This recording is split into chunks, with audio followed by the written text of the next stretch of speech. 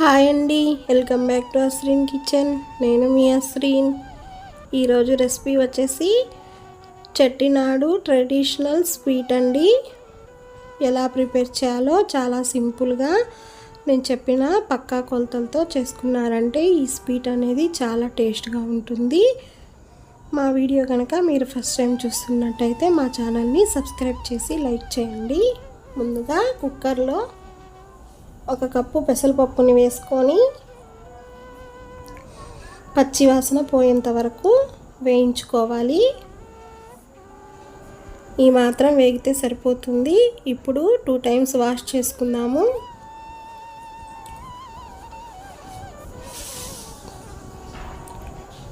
Wash చేసుకున్న తర్వాత 1 కప్పుకి 2 కప్పులు చొప్పున వాటర్ పోసుకొని కుక్కర్ మూత ఉంచి 2 విజిల్స్ వచ్చేంత వరకు ఉడికించుకోవాలి. ఇప్పుడు అదే కప్పుతో 2 కప్పుల బెల్లాన్ని కూడా వేసుకోవాలండి. 1/2 కప్పు వరకు వాటర్ని పోసుకొని ఈ బెల్లాన్ని కూడా స్టవ్ మీద పెట్టి కరిగించుకోవాలి. పాకమే రావాల్సిన అవసరం లేదు. బెల్లం కరిగిపోయింది కదా, ఇప్పుడు పక్కన ఉంచుకుందాము. ఇప్పుడు పప్పు కూడా ఉడికిపోయింది. పప్పుని ఊరికనే ఇలా కలుపుకుంటే సరిపోతుంది, మరీ మెత్తగా ఉంటే బాగుండదు. ఇప్పుడు స్టవ్ వెలిగించి ఒక కళాయి పెట్టుకొని 1/2 కప్పు నెయ్యిని వేసుకోవాలి. జీడిపప్పులను కూడా వేసుకొని ఫ్రై చేసుకుందాము. మీకు నచ్చిన డ్రై ఫ్రూట్స్ని వేసుకోవచ్చు. ఫ్రై చేసుకున్న వాటిని ఒక బౌల్లో తీసి ఉంచుకుందాము. అదే నేతిలో 1/2 కప్పు వరకు సూజీ రవ్వని వేసుకొని రవ్వ మంచి కలర్ వచ్చేంత వరకు ఫ్రై చేయాలి. ఈ రవ్వ వేగితే మంచి అరోమా అనేది వస్తుంది. పచ్చి కొబ్బరిని కూడా తురుముకొని 2 టేబుల్ స్పూన్ల వరకు వేసుకున్నాము. పచ్చి కొబ్బరికి పైనున్న బ్రౌన్ పార్ట్ అంతా తీసేయాలి.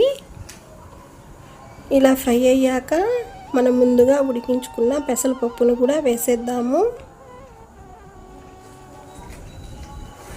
వేసుకొని మొత్తాన్ని బాగా మిక్స్ అయ్యేలాగా కలపాలి.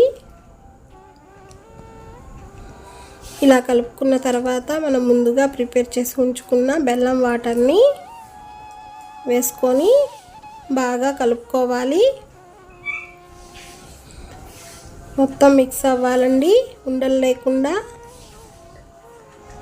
ఇలా కలుపుకున్నాం కదా, ఈ స్వీటు ఇప్పుడు ఇలాగే ఉంటుంది. కాసేపు తర్వాత గట్టి పడుతుంది. కొంచెం గట్టి పడాక ఇలాచీలను క్రష్ చేసి వేసుకోవాలి.